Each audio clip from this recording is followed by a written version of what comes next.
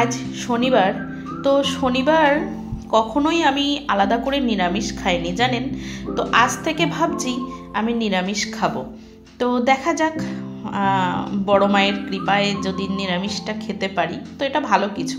আমাদের মানে মাঝে মাঝেই নিরামিষ হয়, কিন্তু ওই আজকে শনিবার বা আজকে বৃহস্পতিবার এরকমভাবে কখনো নিরামিষ হয়নি। তোর বাবাইয়ের কথা হচ্ছে যেদিন আমার পকেট নিরামিষ থাকবে সেদিন নিরামিষ খাবে।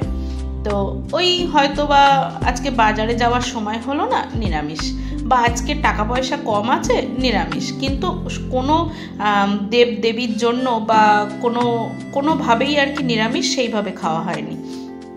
তো ওই জন্য আজ থেকে একটু ইচ্ছে হলো যে আজ থেকে নিরামিষ খাবো। নমস্কার, কেমন আছেন সবাই? আশা করি সবাই খুব ভালো আছেন, সুস্থ আছেন। মিস সৃজা ওয়ার্ল্ডে সবাইকে স্বাগত। কি করে জানাবো, সবাই তো অলরেডি ব্লগ শুরু করে দিয়েছে, তাই না? তো সবাইকে অনেক অনেক ভালোবাসা ব্লগটা শুরু থেকে দেখার জন্য। তো প্লিজ সবাইকে বলবো কেউ স্কিপ করে দেখবেন না, ঠিক আছে? একটু তো ভালোবাসা আপনাদের থেকেও আমার আশা রাখি, তাই না?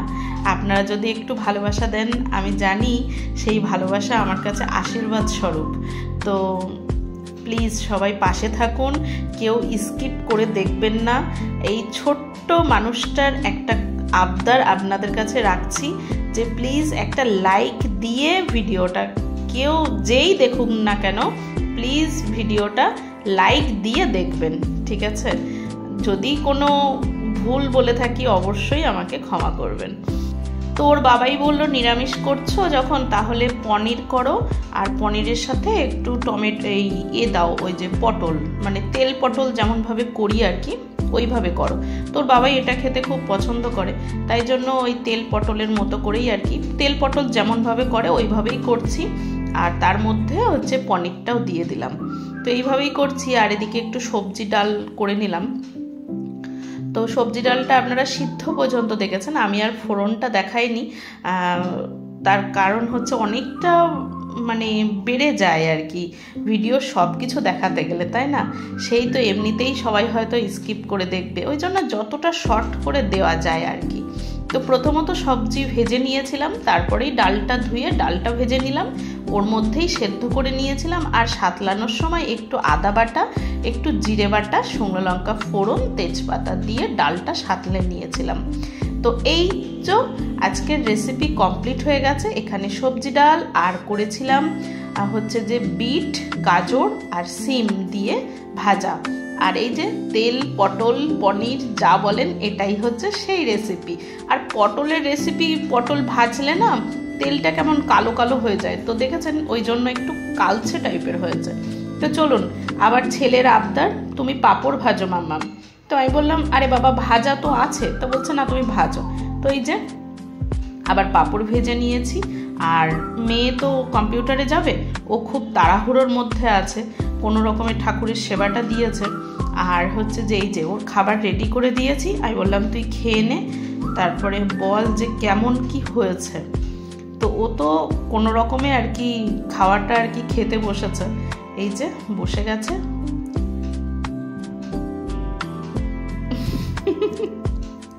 আমি বললাম আচ্ছা, আমি তোর সামনে ভিডিও মানে করছি বলেই তুই বলে দিবি যে হ্যাঁ ভালো হয়েছে, খেয়ে বলবি তো, শুধু সিম ভাজা খেয়েই বললি যে সব ভালো হয়ে গেছে? তো বলছে আমার এখন সময় নেই, এখন কোনো রকমে খাওয়া আর কি। আমি বললাম ঠিক আছে বাবা, তুমি সাবধানে খাও, ঠিক আছে। তো এই দেখুন বিড়ালটা, দেখুন সর্বসময়টায় ঘরের মধ্যে চলে যাবে, ঘরের ওই একটা গ্রিন সোফা আছে, সেই সোফাটার উপরে বসে যাবে, এই হচ্ছে এদের কাজ, বুঝেছেন? তো দেখুন, তো আজকে আমার ওই যে ঠাকুর ঘর বলেছিলাম না আগের ব্লগে, যে ঠাকুরের জায়গাটা চেঞ্জ করব, এইটুকু জায়গার মধ্যে ঠাকুরের সেবা দিতে হতো, বুঝতে পেরেছেন? দাঁড়িয়ে দাঁড়িয়ে এইটুকু জায়গার মধ্যে ঠাকুরের সেবা দিতে হতো। তো ভাবলাম যে আমার তো একটা ছোট ঘর আছে, তো সেই ঘরটাতে কেউ থাকে না।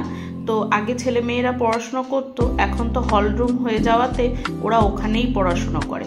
তো ভাবলাম যে ওই ঘরটাতেই শিফট করে যাই, তো ওই জন্য ঠাকুরগুলোকে নিয়ে ওই ঘরে শিফট করেছি।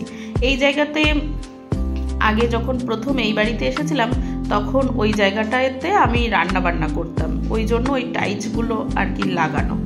তো এই দেখুন বিড়ালগুলোর কীর্তি দেখুন, দেখেছেন ওদের দিকে মানে চোখগুলো কেমন জ্বলছে। সকাল থেকে ওদের দেখা যায়নি, দুই শেয়ানে কোলাকুলি যাকে বলে, সকাল থেকে দেখা যায়নি। আজকে নিরামিষ তো ওই জন্য সকাল থেকে ওদের দেখা যায়নি, তো এখন দেখা গেছে। এই দেখুন মেয়ে তো ঠাকুরের সেবা দিয়েছিল কিন্তু ভোগটাও পর্যন্ত তোলেনি, ফল আছে কিন্তু ফলটাও দেয়নি ঠাকুরকে, কোনো রকমে দুটো লকুনদানা দিয়ে, মানে এত ব্যস্ত আর কি কোনো রকমে। দেখেছেন এখানে সব লন্ডভন্ড অবস্থা, তো কোনো রকমে আর কি ভোগটা দিয়েছে। তো আমি স্নান করে এসেছি, এবার আমি সব আর কি রেডি করে নেব।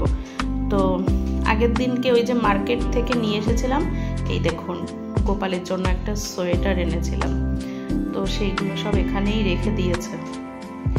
তো আমি আরও বলছিলাম যে সোয়েটারটা কাচতে হবে, তো বললো ঠিক আছে তাহলে কাচতে দিই ওখানে। তো যাই হোক আজকের ব্লগটা এখানেই শেষ করছি। হরে কৃষ্ণ, রাধে রাধে।